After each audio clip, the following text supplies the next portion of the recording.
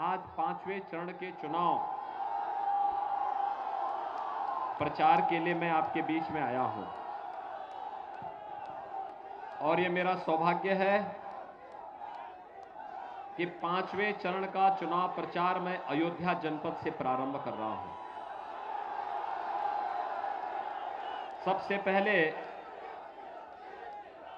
देश और दुनिया के अंदर भगवान श्री राम की जन्मभूमि के लिए विख्यात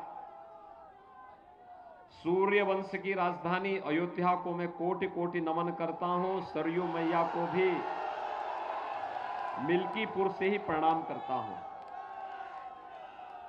भाइयों बहनों,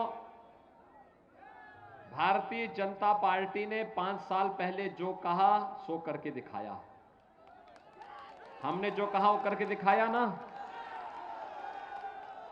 याद करिए, 5 साल पहले भी मैं आया था ना, तब भी मैंने कहा था ना कि रामलला हम आएंगे, मंदिर वहीं बनाएंगे। पूरा हुआ है ना। आज अयोध्या में भगवान राम के भव्य मंदिर के निर्माण का कार्य प्रारंभ हो गया कि नहीं हुआ है? क्या यह काम समाजवादी पार्टी करा सकती थी? क्या यह काम बहुजन समाजवादी पार्टी करा सकती थी? क्या यह काम कांग्रेस करा पाती थी? भाइयों बहनों, कांग्रेस ने अयोध्या में राम जन्मभूमि पर ताला लगा दिया था। समाजवादी पार्टी की सरकार के समय राम भक्तों पर गोलियां चली थी और सैकड़ों राम भक्त मारे गए थे। और बहुजन समाजवादी पार्टी क्या बोलती थी अयोध्या के बारे में, ये किसी से नहीं छुपा हुआ है। भाइयों बहनों, मैं तो केवल आपसे कहने के लिए आया हूं कि पूरी दुनिया आज अयोध्या की ओर देख रही है। पूरी अयोध्या यानी पूरी दुनिया अयोध्या की तरफ देख रही है। अयोध्या का मतलब अयोध्या में भगवान राम के भव्य मंदिर के कार्य का शुभारंभ प्रधानमंत्री जी 2020 में प्रारंभ कर चुके हैं और अगले वर्ष तक अयोध्या में भगवान राम का भव्य मंदिर बनकर के तैयार होगा। आज दुनिया आपको इस भाव के साथ देख रही है कि जब अयोध्या को दुनिया की सुंदरतम नगरी के रूप में स्थापित करना है तो उत्तर प्रदेश में भारतीय जनता पार्टी की ही डबल इंजन की सरकार रहनी चाहिए और इसी के लिए आह्वान करने के लिए मैं आया हूं। आप भी यही चाहते हैं ना? अच्छा, मुझे एक बात बताओ, 2017 के पहले बिजली मिलती थी? आज तो मिलती होगी ना। देखो, 2017 के पहले बिजली की भी उत्तर प्रदेश में जाति और मजहब हुआ करता था। ईद और मुहर्रम होता था तो बिजली आती थी, होली और दीपावली में बिजली गायब रहती थी। ये सच है ना? आज तो बिजली 24 घंटे है। और भाइयों बहनों, अयोध्या का दीपोत्सव भी सबकी समझ में आ रहा है ना, कैसे दीपावली होता है। गरीब के घर में मिट्टी के दीपक बनते हैं और उसको जब खरीद करके दीपक जलाया जाता है तो पूरी दुनिया जगमगाती है अयोध्या के साथ में। गरीब का घर भी संपन्न होता है और अयोध्या की दीपावली देश और दुनिया के लिए सस्ती भी दिखाई देती है। यह है हमारी अयोध्या, यह है अयोध्या। और अयोध्या को उसके गौरव के साथ जोड़ने के लिए आज मैं आपके पास आया हूं। यही तो है, हमने बिजली देने में भेदभाव नहीं किया। मुझे एक बात बताओ, कोरोना महामारी है ना, कोरोना महामारी के दौरान आपने देखा होगा फ्री में टेस्ट, फ्री में उपचार, फ्री में वैक्सीन। कितने लोगों ने वैक्सीन ले ली है? सभी ने वैक्सीन ले ली है। वैक्सीन का पैसा तो नहीं लगा।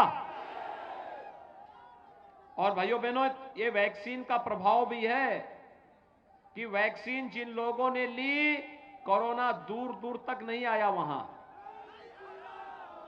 मुझे बात बताओ कि वैक्सीन भी आपको दी गई फ्री में, टेस्ट भी फ्री में, उपचार भी फ्री में, और डबल इंजन की सरकार है।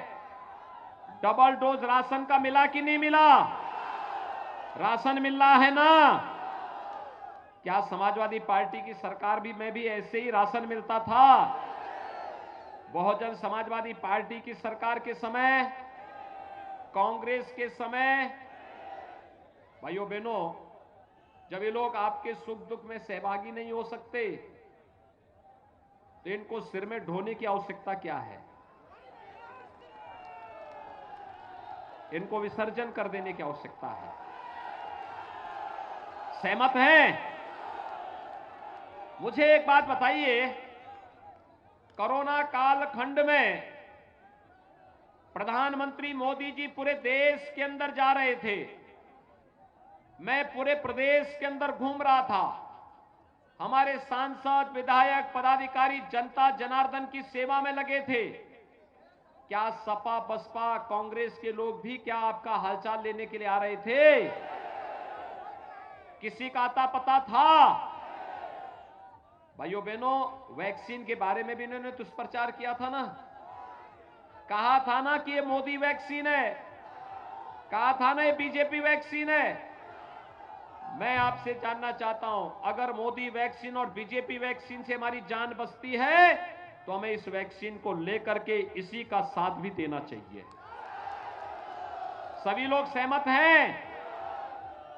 भाइयों बहनों, 5 साल में, याद करिए, 5 साल में हमारी सरकार ने, डबल इंजन की सरकार ने 43,50,000 गरीबों का मकान बनाया है पूरे प्रदेश में। 43,50,000, और अकेले अयोध्या जनपद में लगभग 48,000 गरीबों का मकान बना है। हमने मकान देने में कोई भेदभाव किया क्या? हर गरीब को मिला है ना। और जब विकास की योजनाओं में भेदभाव नहीं, बिजली में भेदभाव नहीं, बिजली के कनेक्शन में भेदभाव नहीं, शौचालय के निर्माण में भेदभाव नहीं, और लाखों किसानों का कर्ज माफ भी हुआ, और आज प्रधानमंत्री किसान सम्मान निधि का लाभ भी प्राप्त कर रहा है। कोई भेदभाव आया क्या?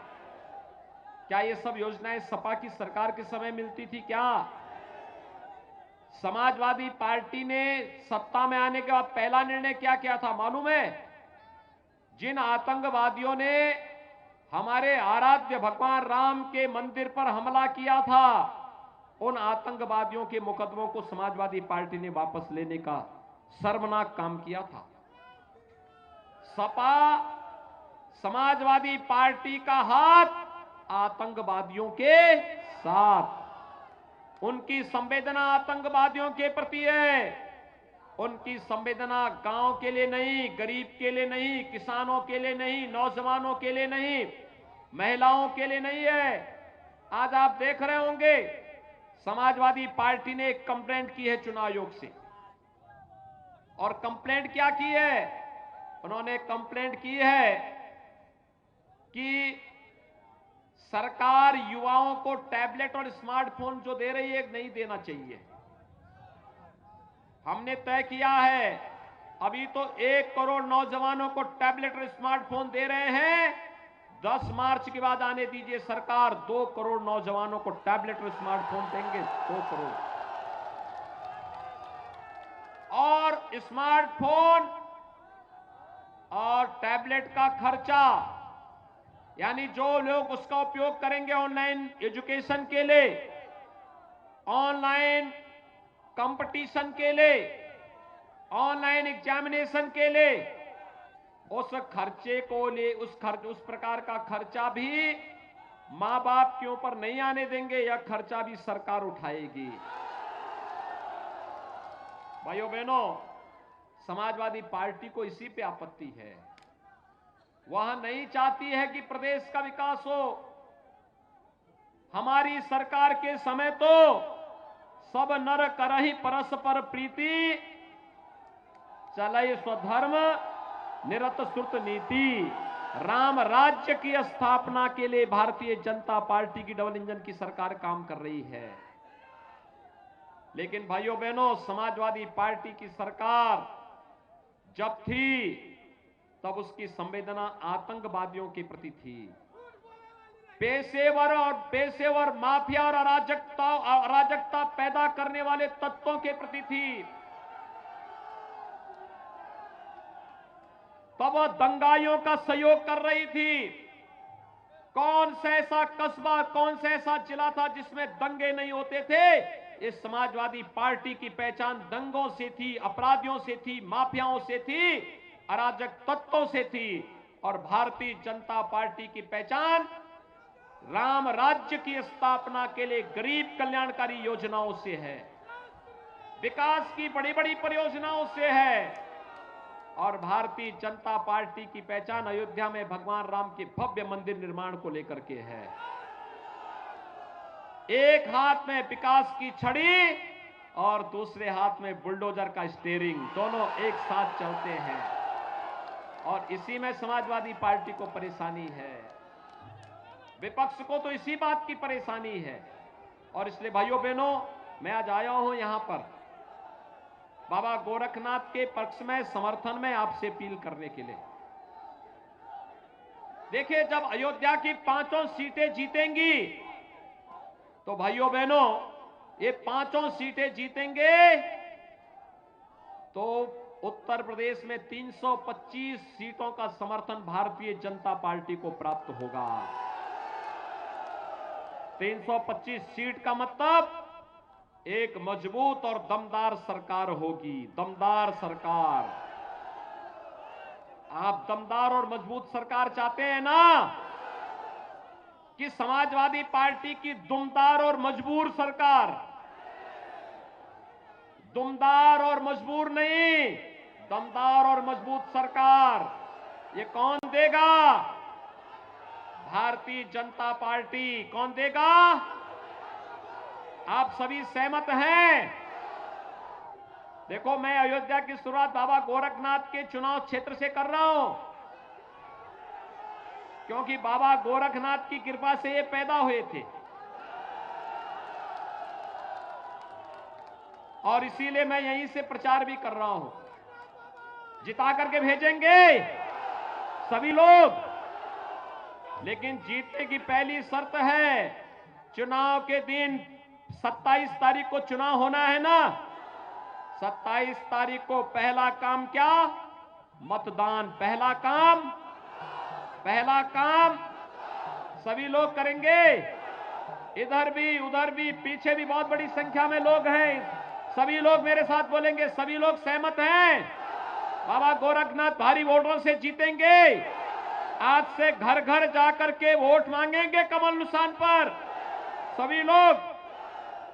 तो मेरे साथ बोलेंगे, भारत माता की, भारत माता की, भारत माता की।